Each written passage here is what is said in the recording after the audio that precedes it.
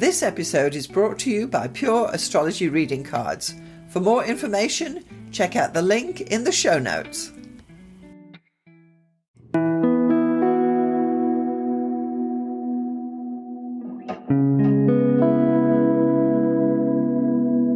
Welcome to the Starzology Astrology Podcast. I'm your host, Arwynne O'Neill, and today I'm going to be doing a podcast by myself, and it's going to be a short, deep dive into Mars in Taurus, which it currently is in. We're in July of 2024 now, and Mars spends about 6 weeks approximately to 2 months in each sign, and it takes about 2 years to go around the sun.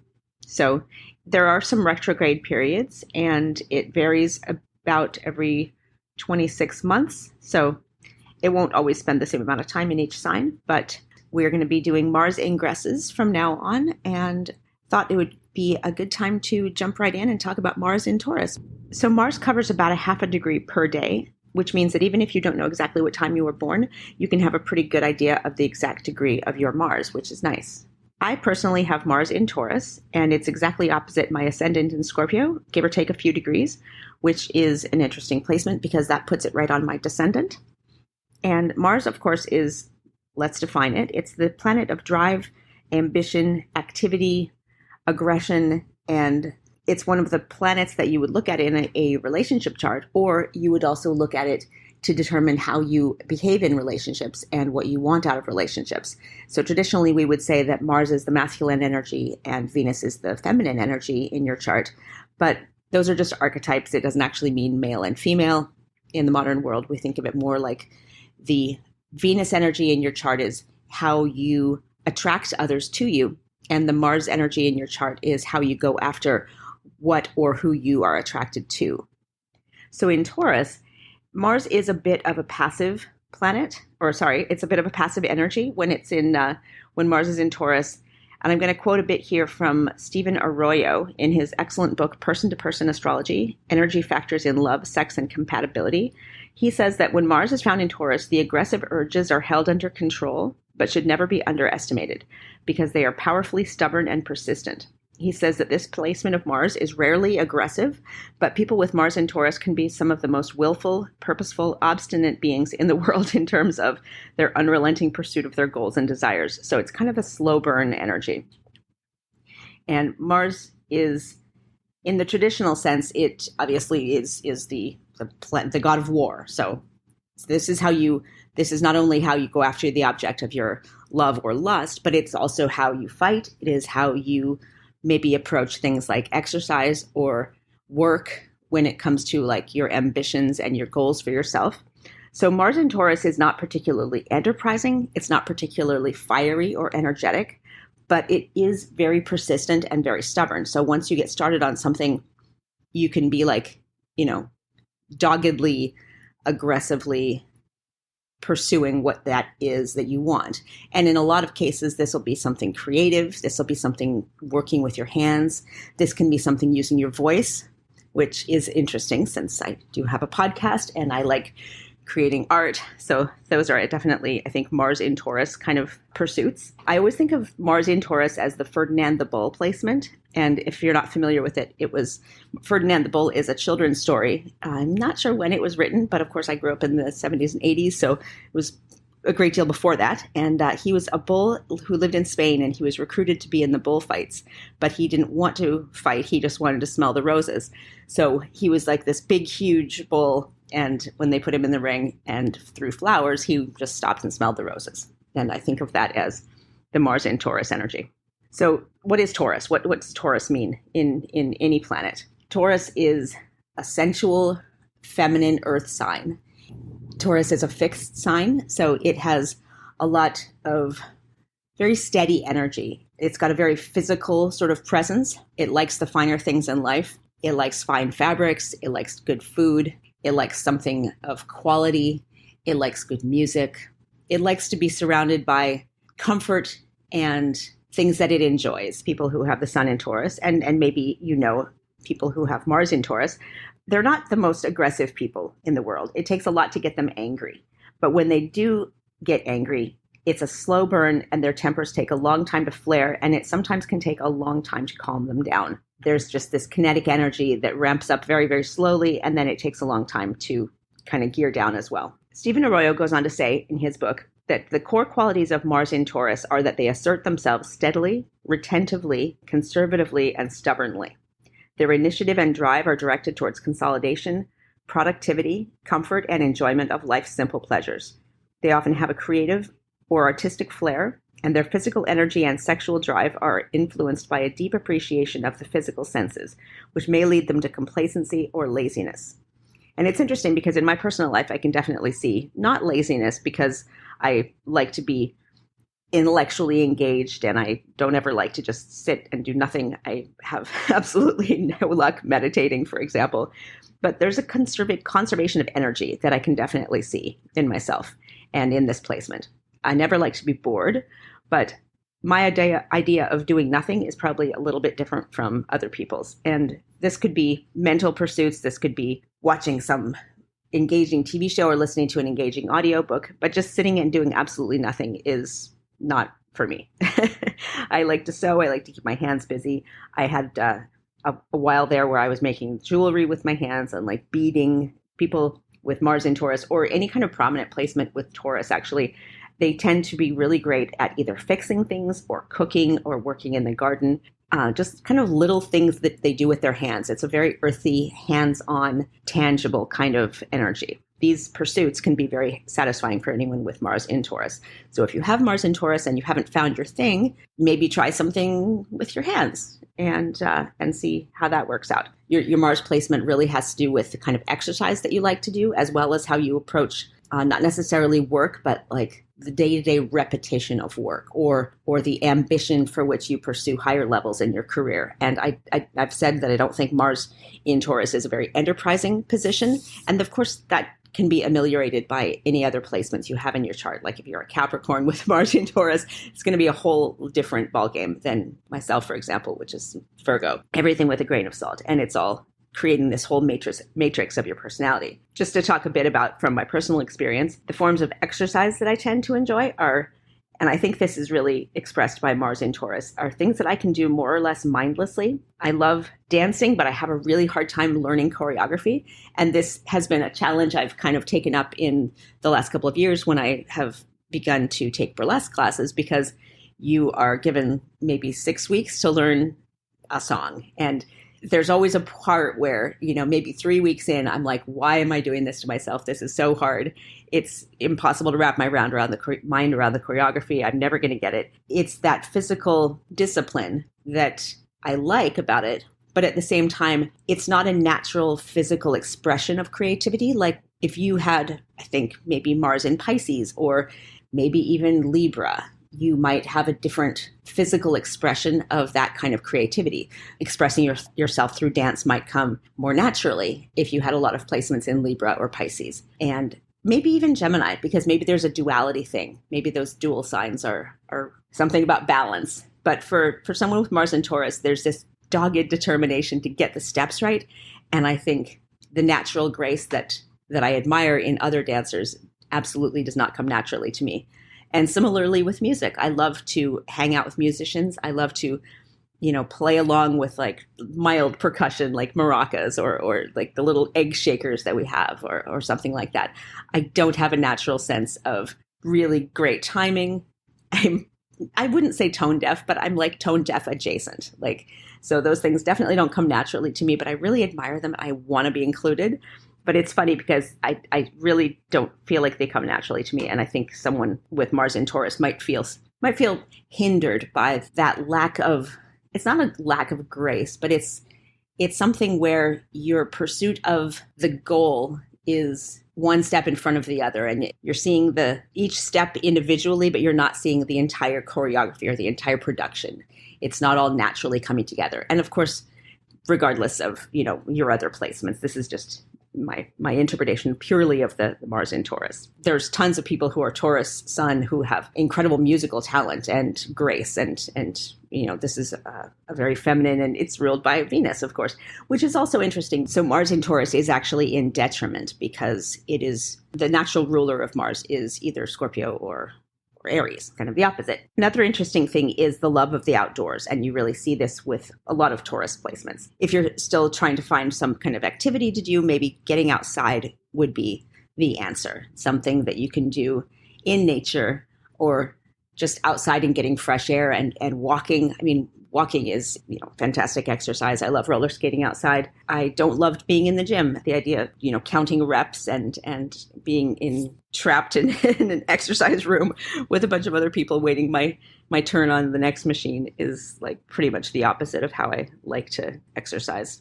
That may be my Mars in Taurus. It's not a beautiful, flowing, fun pursuit, that form of exercise. So when you have Mars in a certain sign, I find that it tends to attract people with placements in that sign. And this is definitely true in my life. I have several friends who are Taurus sun, and we like to do active things together. I have a friend who we go biking around the seawall. I have another friend who we like to go roller skating together. The basis of our friendship is being super active and doing these fun physical things together. And we also have a meeting of the minds at the same time, and we enjoy dancing and all these things together. So if you have Mars in any placement, it might be interesting to see what kinds of friends you are attracting through your activities or through common pursuits or goals or ambitions. Of course, with any Mars placement, you're really going to want to contrast it with wherever your Venus is. So in my case, I have Mars in Taurus and I have Venus in Libra, and those are both ruled by Venus. So there's an interesting contrast there. And Venus is in its exaltation in Libra, whereas Mars in Taurus is in its detriment. So definitely Venus is stronger in my chart, and that's something that you'd want to look at in your chart, depending on where you have Venus and Mars. And this is also really important to consider in relationships and how your Mars and Venus placements will contrast or collaborate with other people's Venus and Mars. So a couple more key words about Mars in Taurus. They're sensual, they're generous, they like to express themselves physically in relationships and in general, artistically. They don't tend to be very verbal when it comes to expressing their emotions or their needs in a physical sense to their partners. And they can be seen as possibly ignoring the needs of their partner if they're not expressed to them in a way that is correspondingly understandable to them. So they're not the kind of person who is going to usually sit down and talk about, what they enjoy sexually, for example, in the beginning of a relationship. That's a super awkward conversation, all other things being equal. Stephen Arroyo goes on to say that both men and women with Mars in Taurus have very strong, consistent sexual drives and powerful sensual urges. The physical world is ultimately real to them, and they have strongly developed senses of touch. Although they may lack a spark of Mars fire, and they tend to be more cautious, not wanting to expose themselves to ridicule if they don't believe that their affections are going to be returned. So this is definitely not the make the first move type of person, and I can totally personally attest to that. But they are very sensual and generous, even if they don't like to communicate verbally about their own needs or the needs of their partners. And another astrologer named Grant Lewy, that's Lewi, is one of the OGs from even before Stephen Arroyo's time. He said about Mars in Taurus that they tend to be somewhat passive-aggressive. They may not fight you, but they will wait you out and stubbornly refuse to give in until you consider their point of view.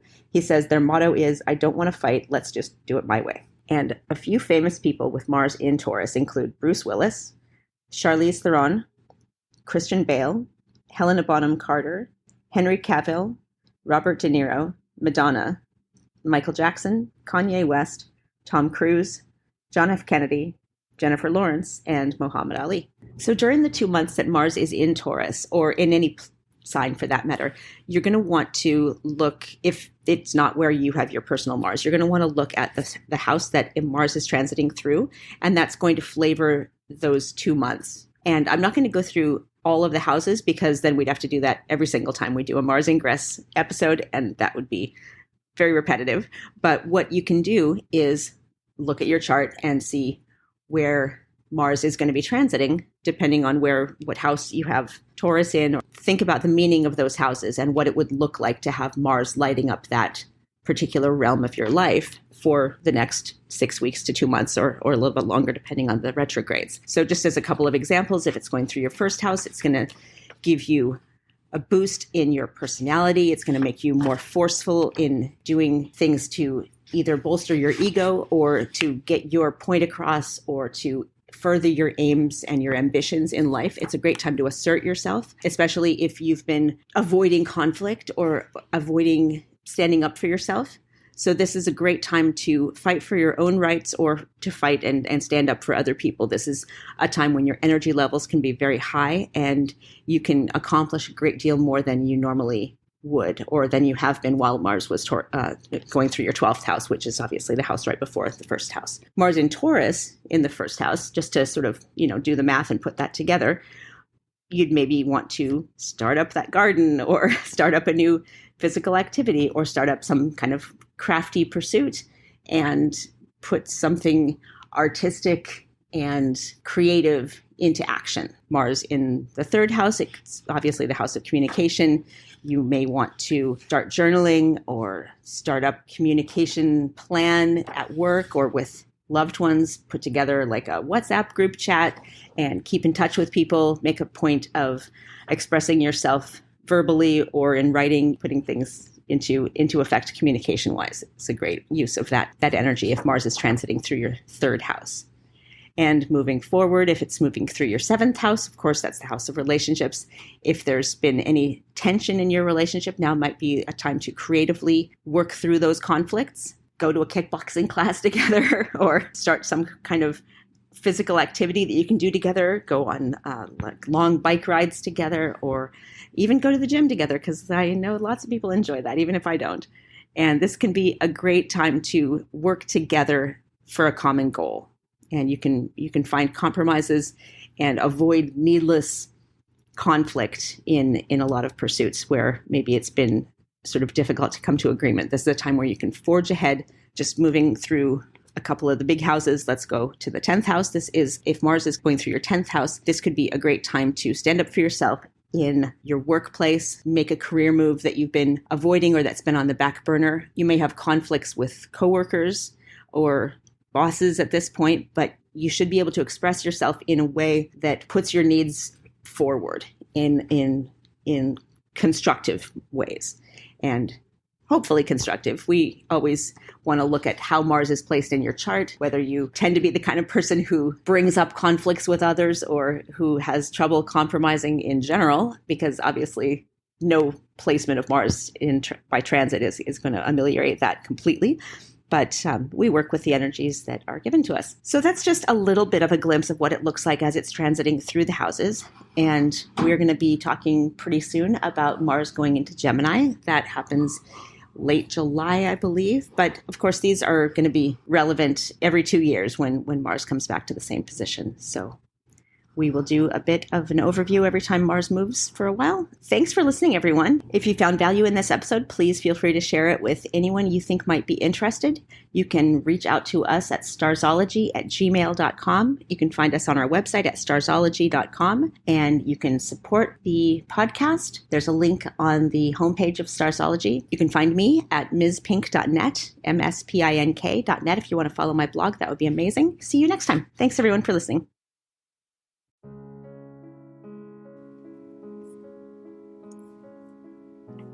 Thanks so much for getting this far through the episode. I just want to take a moment to tell you about the two main options of my astrology services. So the first one is coaching. If you are an aspiring astrologer, and by that I mean someone who's perhaps a hobbyist astrologer or someone who's learning astrology or a student, or you've got a few books and you've been doing it for a while, but perhaps you need a little bit of help to bring it all together, then maybe getting some astrological coaching from me would be the answer for you. The astrology coaching I offer is a 1-hour session on Zoom, and it's tailored to answer your particular questions. For example, if you have issues with natal chart readings, we can go there, or if you're having problems working with your forecasting, we can go there. Or even basic astrology stuff, or even getting yourself organized for your astrology business. The idea is that astrological coaching will answer your particular questions. It's tailored specifically to you and where you are in your astrological journey. And I'm happy to help you out with some guidance about how you can get going, what to focus on, and what to dismiss. So that would be the astrological coaching for people trying to learn astrology. The second astrological service I offer is consultations. So this is for someone who perhaps doesn't know anything about astrology, but they just want to have their chart read or get their chart done. Call it what you will. So once more, this is a 1-hour consultation over Zoom. I will interpret your chart, tell you about the main features, tell you about where the energy is flowing, and all the rest of what is entailed in a thorough natal chart interpretation. I can also add in some forecasting in there too, bearing in mind we only have 1 hour. So just in summary, I've got coaching for people who want to learn astrology, and I've got consultations for those who want to get an astrology reading done. I'm Alison Price from Starzology.com. Thank you so much for listening. We'll see you next time.